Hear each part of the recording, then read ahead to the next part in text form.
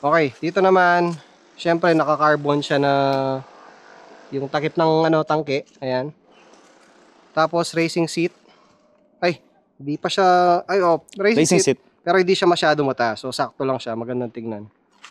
Okay, dito tayo sa panggilid naman. Dito sa side. Linis, oh. Okay. So, dito, ano ba to, boss? Powder coat. Powder coat na itim. Ayan. Apo. Tapos, ano siya. Board Kid Board creation kit, no? na pulley cover. Tsaka yun doon sa belt. Ito, ayan, oh. Para malinis tingnan. Tapos, may CCPH. Ano to? Nuko, Joey.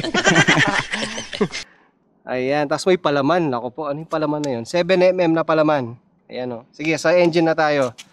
Yung engine nito, JVT, ilang mm to, boss?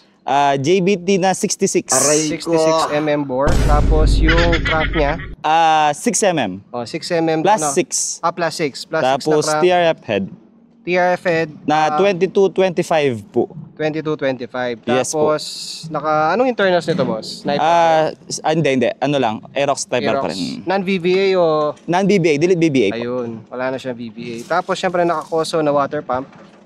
Tapos, Samco hose, ayan. Kahit sa mo tignan, naka-Samco hose yan. May blue, may black. Tapos, CRP head cover. Ganda ng CRP head cover talaga, oh.